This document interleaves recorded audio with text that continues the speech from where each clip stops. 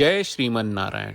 ए पर जे टिप्पणी हम करे जा रहल बा रामा अनुजदास श्रीमान गट्टू वेणुगोपाल स्वामी जी के द्वारा दिहल गयल बा। अध्याय 16 देवासुर संपाद विभाग योग श्लोक 2। अहिंसा सत्यम अक्रोधः त्यागः शान्तिः अपैशुनं दयाभूतेषु अलोलुप्त्वं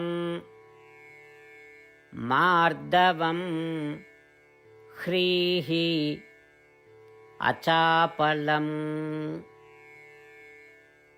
ओम। गीताचार श्री कृष्ण परमात्मा अर्जुन समेत हमनी सब के देवा असुर संपद विभाग योग सिखा रहल बानी। परमात्मा कहत बाड़न, हे अर्जुन, हमरा के उच्चतम रूप में जाने खातिर ऋषि के गुण के पालन करे के चाहिए।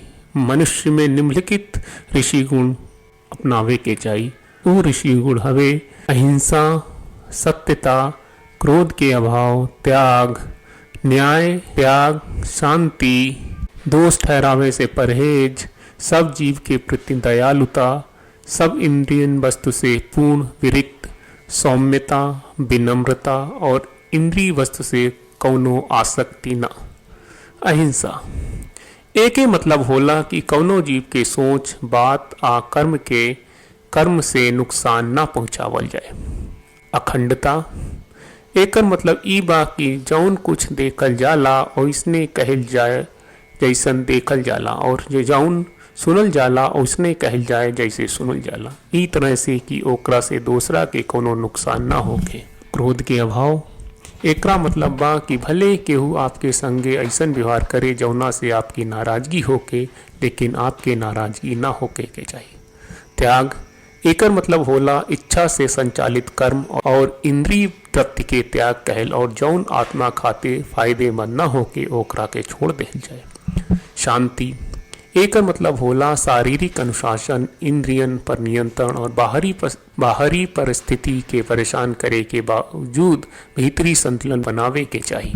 दोष ठहरावे से परहेज एकर मतलब बा कि ऐसन बात न कहल जाए जौना से दूसर के नुकसान होके, दूसरा के आलोचना ना कहल जाए। दूसरा में दोष खोजला से हमनी के मन गंदा हो जाला, जबकि ओ लोग के गुण पर ध्यान देला से हमनी के मन शुद्ध हो जाला।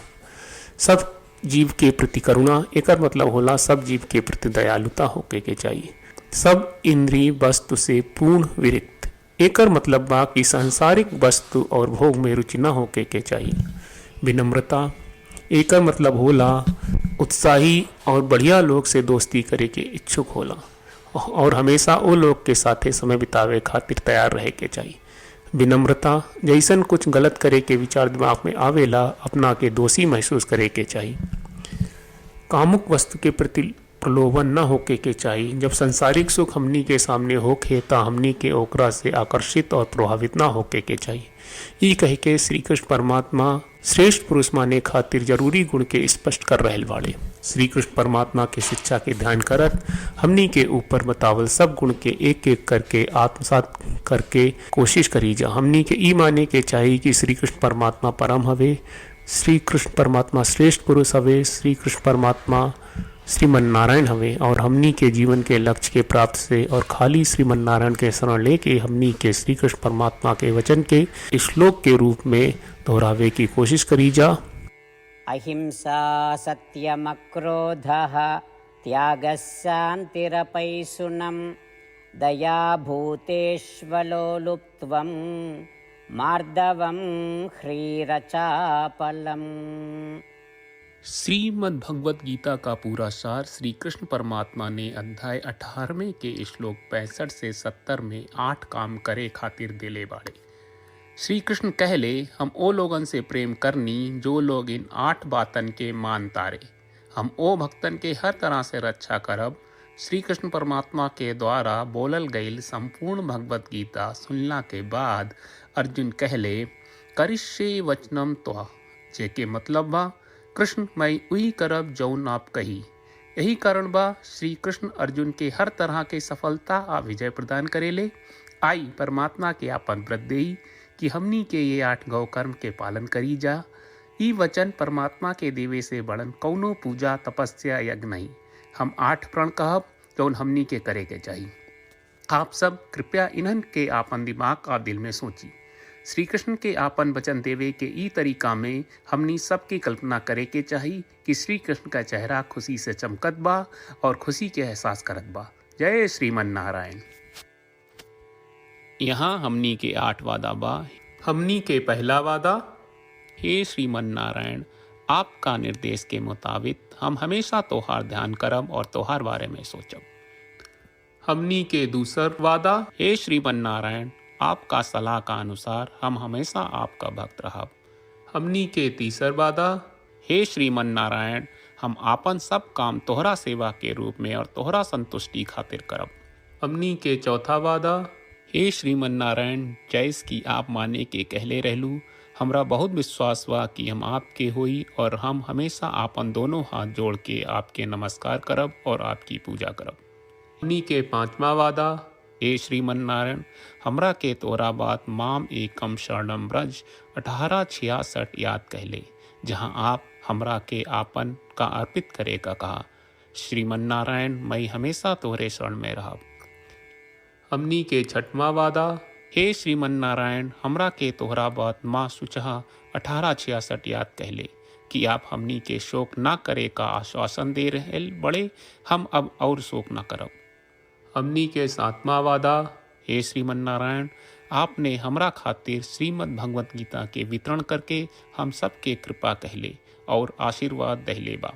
हम वादा करत बानी कि रोजाना कम से कम 1 श्लोक पढ़ब या सुनब। हमनी के आठवां वादा, हे श्रीमन नारायण, आप गीता के पूरा मानवता तक ले गयलू। हम गीता में आपके दिव्य वचन के उन भक्तन तक पहुँचावे के प्रयास करब जे गीता से अपरिचित बा। हे श्रीमन नारायण, हम उई करब जौन तू करे का कहब। हम ऐसन व्यवहार करब जैसन आप चाहत बानी और हम खाली आपका खातिर काम करब। श्रीमन नारायण के रोज आपन वचन देहल कि हम ओइस करब जैस आप कहत बानी। ई अपने आप में बड़न पूजा बा। श्रीमन नारायण, करशे वचनम त्वा। श्रीमन नारायण, हम तोरे निर्देश के मुताबिक काम करब। सर्वम श्री कृष्ण अर्पणम अस्तु। जय श्रीमन नारायण। अहिंसा, सत्यम, अक्रोधः, त्यागः, शान्तिः, अपैशुनम्, दयाभूतेषु, अलोलुप्त्वं, मार्दवं, ह्रीः, अचापलम्। ॐ अहिंसा, सत्यमक्रोधः, त्यागः, शान्तिरपैशुनम्, दयाभूतेष्वलोलुप्त्वं, मार्दवं, ह्रीरचापलम्।